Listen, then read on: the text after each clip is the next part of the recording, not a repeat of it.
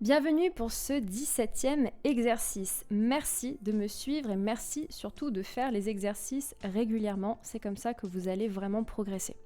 Alors pour ce nouvel exercice en clé de Fa, je vais vous proposer maintenant qu'on travaille plutôt la partie basse de la portée. Hier, on a surtout vu les notes en haut de la portée et au-dessus, donc vos premières lignes, vraies notes sur les lignes supplémentaires au-dessus de la clé de Fa.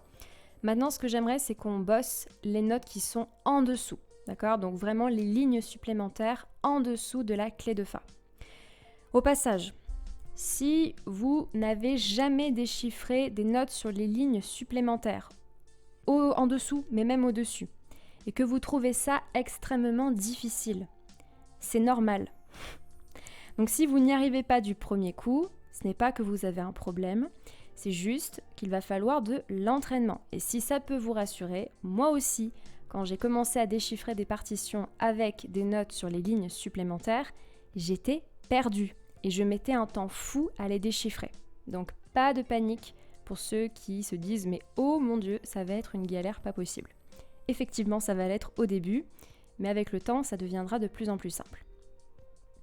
Donc si ce n'est pas encore fait, ce que je vais vous inviter à faire, c'est de télécharger l'exercice. Vous avez le lien qui est en dessous de cette vidéo dans la description.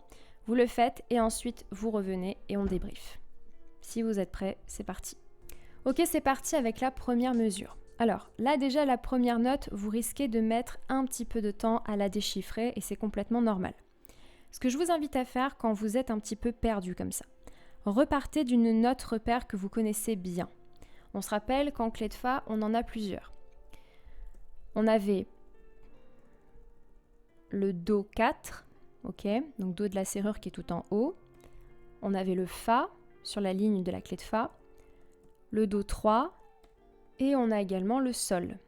On avait également le Fa. Bon, moi je pars du Sol parce que c'est plus facile à retenir. On sait que le Sol est au Sol, en bas, sur la première ligne de la portée en clé de Fa, donc c'est plus facile de repartir, à mon sens, de cette note-là.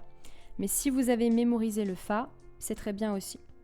On va repartir du Sol. Donc, Sol, la note qu'on cherchait, c'était celle-là. Hop. Donc tout ce qu'on a à faire, c'est de repartir du Sol et de compter l'ordre des notes, en sens inverse. Donc Sol, Fa, Mi, et donc juste avant, on a un Ré.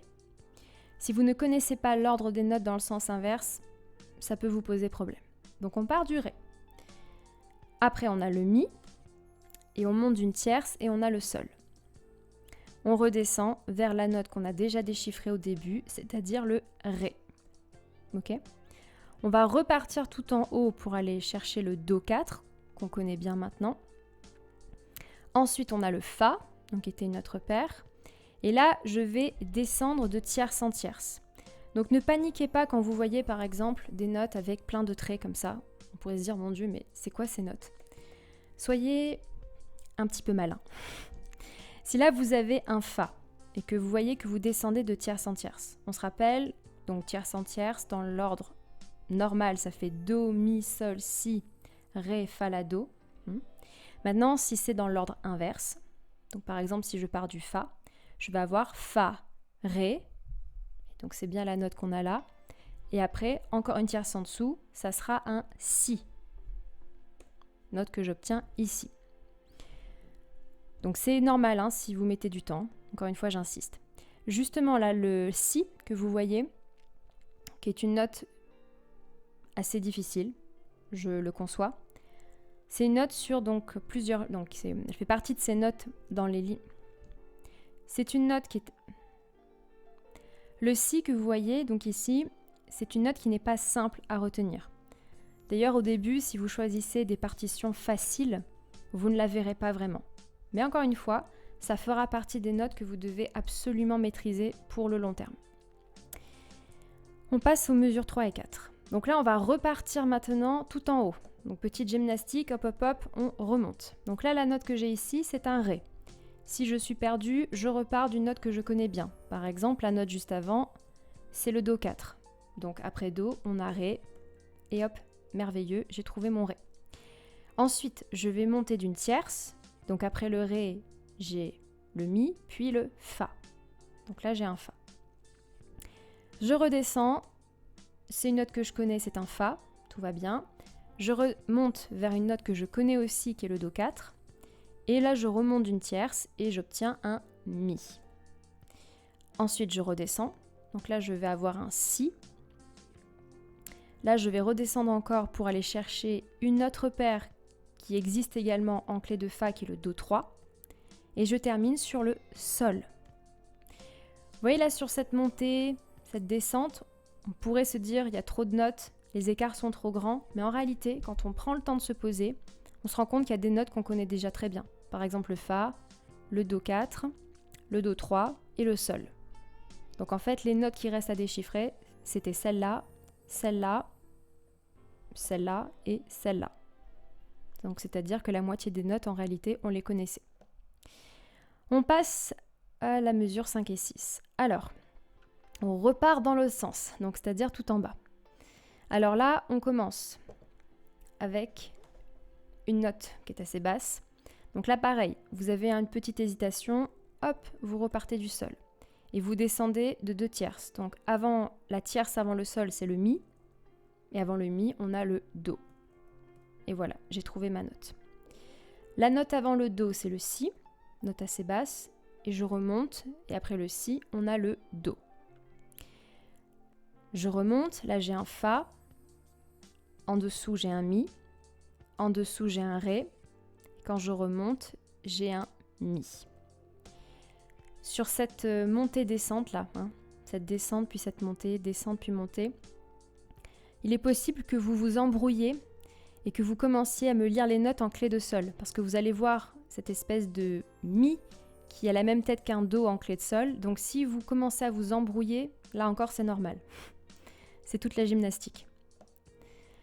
Mesure 7 et 8 pour terminer. Alors là on a le Fa, on a un Si, que vous commencez peut-être à mémoriser, un Mi, un Sol, un Si, et là je descends de note à note dans l'ordre inverse. Donc Si, La et Sol. Voilà. Donc vous voyez quand même que c'est pas si évident que ça. Encore une fois, c'est normal. Ces notes-là sur les lignes supplémentaires, notamment en bas, j'avoue que j'ai beaucoup d'élèves qui ont du mal à les déchiffrer dès la première année. Et s'ils y arrivent les premiers mois en faisant des exercices avec des applications, ça leur arrive de tout oublier au bout d'un mois.